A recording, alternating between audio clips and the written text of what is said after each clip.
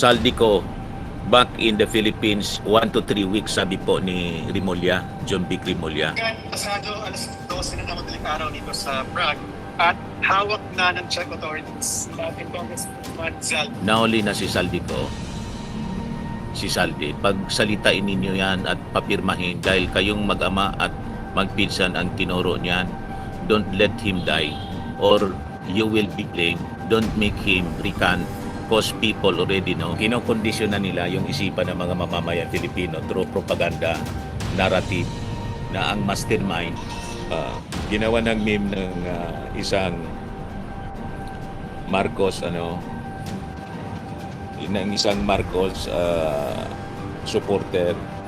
Ayan, ang ginawa po na itinataas, Sidgo. Nagpapagang mga balita at pagtalakay sa mga isyu ng lipunan. Bulsa! Opinyon, banat at paglalantad sa katotohanan. Bulsa! What you see is what you get. You decide. Ito po mga kababayan, kumusta? Ako po si Dante Maravillas. Tulad ng dati, nandito po tayo sa Live with Dante M sa ating live streaming. Saldico back in the Philippines 1 to 3 weeks, sabi po ni Rimulya, John Vic Rimulya. Siyempre, ina-arrange pa yung mga papeles niya. Pilipinas nakipag-ugnayan na sa mga authorities sa Czech Republic. Pakinggan natin. Pasado alas 12 na madaling araw dito sa Prague at hawak na ng Czech authorities dating Congressman Zaldi. Sa manos ng Czech Republic, yung mga kaliwang nahanap sa deportation ay inilalagay sa isang detention facility. Sa ngayon, inaalam pa natin kung nasa saan pasilidad si dating Congressman Zaldico. So bakit nagpunta ng Czech Republic itong si Saldico? Si Igan siya. Tapos yung reporter nila. Wala pa na pahayag yung Czech government tungkol nga dun sa pagkakahuli ni dating Congressman Zaldico. Congressman. Kanina pinuntahan natin yung presidium o yung headquarters ng Czech Police para magtanong kung nasaan nga ba si dating Congressman Zaldico. At yung presidium ay yun din yung lugar kung nasaan yung isang opisina na nakikipag-ugnayan sa Interpol. Department of Foreign Affairs. Kanina, pagkatapos nung payag ni Pangulong Bongbong Marcos, anong anunsyo niya, pumunta tayo sa ating embahadan nito para kukuha ng karagdagang detalye. Ang tanging nabanggit lang sa atin ng mga taga-embahada, magre-report daw sila sa DFA kaugnay sa sitwasyon ito.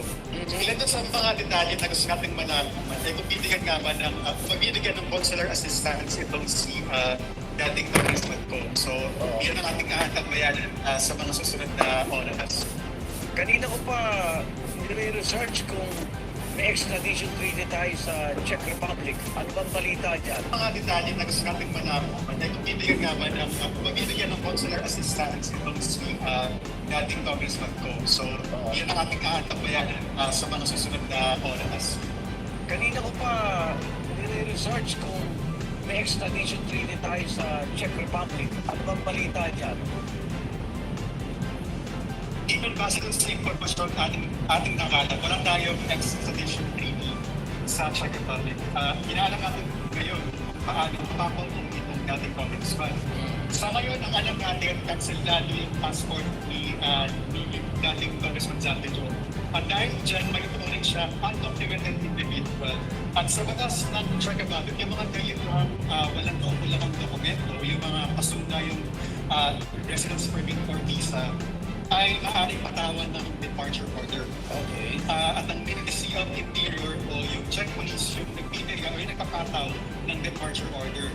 So yung pagkasyang ating nakalap doon sa Czech government portal, nakasaad doon sa departure order yung mga araw na kung kailan maaari magmanatili dito sa bansa yung mga undocumented individual.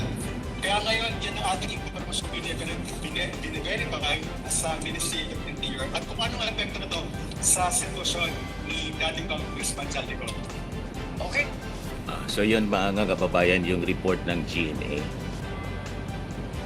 Ngayon, yung latest, ibigay ko muna sa inyo yung mga kwento. Ang sabi, ipapatawag ng Senate Blue Ribbon Committee si Saldico. Tapos yung sabi ni Boying Rimulya, yung kaninang sinabi ko. In 2 to 3 weeks yata. 1 to 3 weeks, may babalik siya dito sa Pilipinas.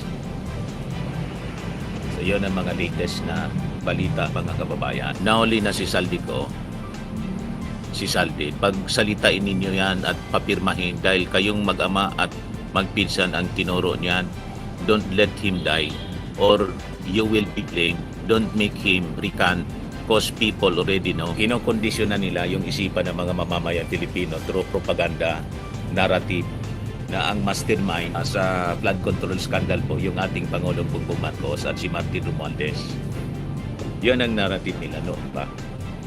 And so, pag nadisgrasya itong si Saldico, ituturo yung ating Pangulo at saka si Martin Romualdez. Huwag kayong naniniwala sa ganyong narrative, mga kababayan. Kasi parehas nga yung template nila. Blame to the President. You have to remember, mga kababayan, sabi ni si Guanzon, ngayong nahuli na si Saldico, balik tayo sa flood control kaysa sa impeachment. Iharap ninyo ngayon sa Blue Ribbon si Saldico, 18 Marines, Gov Chavit Singson, Diskaya, Martin Luther King. Sabay-sabay yung propaganda po. Opo, pinatawag na siya. Papatawag na pala. Hindi tinatawag kasi hindi pa nakakauwi si Saldico. We wait for 1 to 3 weeks, sabi ni Chumbic Rimulya, DLG Secretary. Pero nagsalita na rin si Ping Lacson ngayon pa lang nang sabi niya ipapatawag niya si Saldico sa Blue Ribbon hearing. Lahat yan iimbitahin niya. Kaya lang sabi ni Ping Lacson, kailangan na niya muna na mag-report ako ng unang investigasyon. Yung committee report niya. Kung hindi niya pipirmahan, i-suspend ko muna. Lahat ng investigation ng Blue Ribbon, i-suspend ko muna. Yan ang sabi ni, 5 pa lang yung pumirma. Yung sa minority, mga kaalyado ni Sara Duterte, ayaw pumirma. 6 sila lahat. Siyempre si Ping Lacson, si Tito Sen, Senate President, si Senator Mama Aquino, si Risa Ontiveros, si Erwin Tulfo, tapos si Kiko Pangilinan sa report ng Blue Ribbon Committee. Yung mga nasa minority, siyam kasi yung requirement na dapat pumirma doon para maging valid po yung committee report ng Senate Blue Ribbon sa partial investigation. Pero nagbago bigla isip ni Ping Lacson because of this latest development na nahuli si Saldico. Papatawag niya daw. O di okay na. Ginawa ng meme ng isang Marcos ng isang Marcos supporter. Ayan, ang ginawa po na itinataas Sigong binuhat ng ating Pangulo. Archie Angeles, yung kaibigan natin, nakita ko lang po, entertainment only.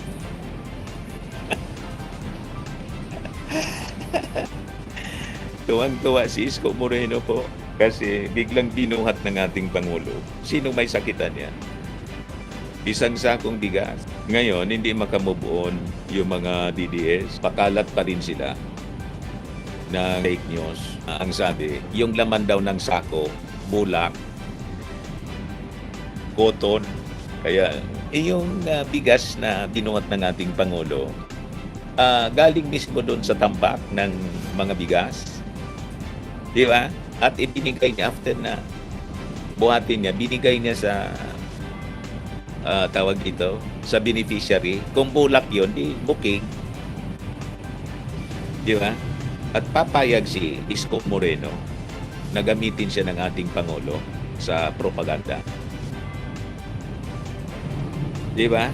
Mga kababayan, yun ang tanong natin. Hindi papayag si Isko Moreno. Lalo dati siyang kalaban sa politika. Naubusan kasi mga kababayan Naubusan ng propaganda yung mga DDS. Anyway, yun man lang po yung ating short video ngayon.